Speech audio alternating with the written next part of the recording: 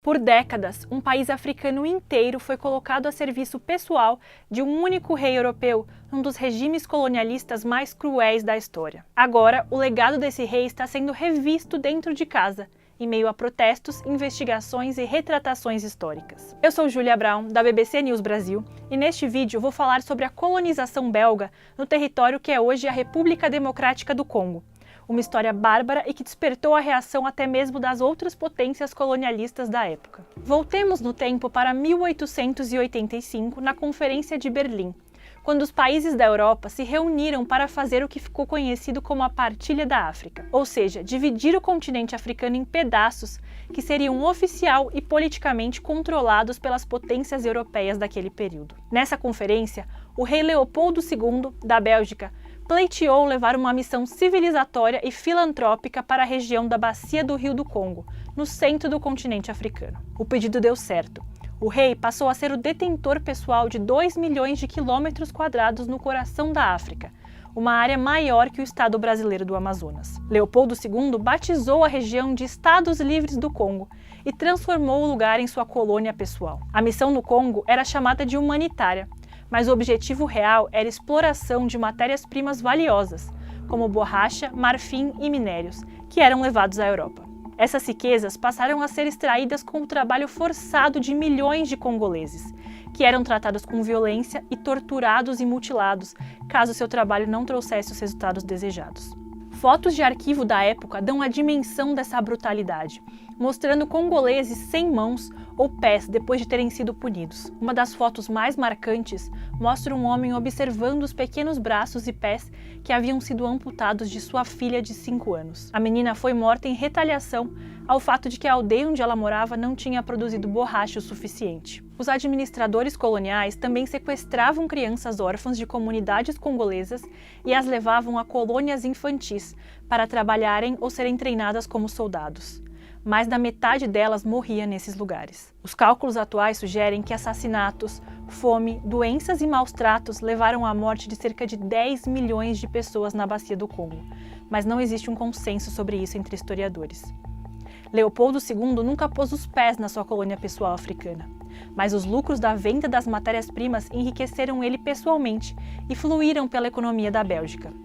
No seu palácio na cidade belga de Tervuren, Leopoldo construiu o Museu da África, em que 267 pessoas congolesas eram exibidas em um zoológico humano. A crueldade e a brutalidade praticadas contra os congoleses começaram a chamar atenção em outros países europeus, eles próprios praticantes de abuso e violência em suas colônias africanas. Uma das vozes que se levantaram foi a do jornalista Edmond Denis Morel, que passou uma década escrevendo reportagens e discursos expondo o regime belga ao público europeu. As imagens de pessoas mutiladas, aldeias destruídas e crianças sendo recrutadas pelo exército causaram indignação e reações políticas. Em 1908, sob pressão externa, o parlamento da Bélgica forçou o rei a abdicar do controle do Congo. A região deixou de ser propriedade pessoal do rei, mas virou uma colônia belga, o Congo belga, e assim continuou por mais meio século. Nesse período, as rebeliões congolesas se tornaram mais frequentes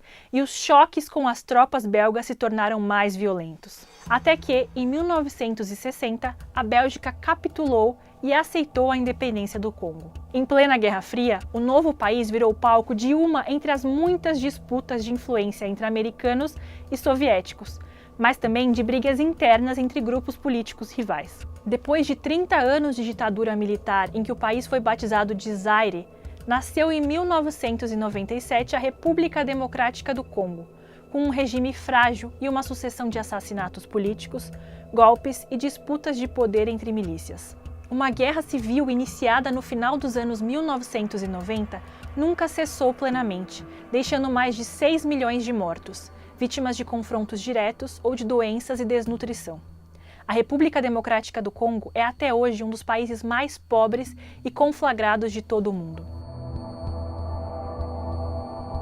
E hoje, como esse legado colonial é encarado pelos próprios belgas? Em junho de 2022, o atual rei belga, Felipe, fez sua primeira visita à República Democrática do Congo e fez um gesto simbólico. Devolveu uma máscara tribal congolesa, um dos 8.000 artefatos que foram tirados do país durante o domínio belga. Mas, acima de tudo, o novo rei condenou a ação de seu país durante o período colonial. Le régime colonial, comme tel, était basé sur l'exploitation et la domination, marqué par le paternalisme, les discriminations et le racisme. À l'occasion de mon premier voyage au Congo, ici même, face au peuple congolais, je désire réaffirmer mes plus profonds regrets pour ces blessures du passé. Alguns congoleses esperavam por um pedido mais explícito de desculpas. E mesmo na Bélgica, o período colonial está sendo visto com novos olhos. O rei Leopoldo II não era popular quando morreu, em 1909.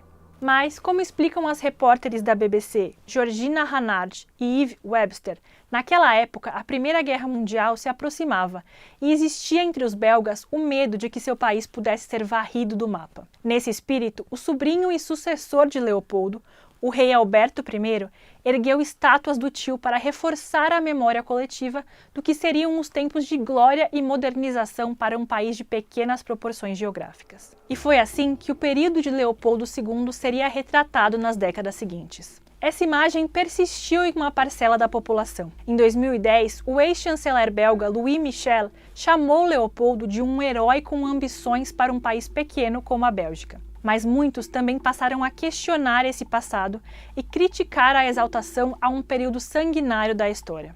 Esse movimento chegou ao auge em 2020, quando a morte do afro-americano George Floyd despertou protestos globais contra o racismo e a opressão. Na Bélgica, isso tomou forma com manifestações em várias cidades, que destruíram estátuas do antigo rei até que elas fossem removidas. Na mesma onda, o parlamento belga criou uma comissão para examinar registros históricos do período. Um relatório final é esperado para ainda este ano. O atual premier belga, Alexander De Croo, que também participou da visita ao Congo, afirmou o seguinte, abre aspas, todos sabemos que na longa relação entre os países, houve um período que foi doloroso para a população congolesa. Acho importante olhar isso diretamente nos olhos. Por hoje eu fico por aqui. Depois conta pra gente nos comentários se você gosta de vídeos históricos como esse. Até a próxima!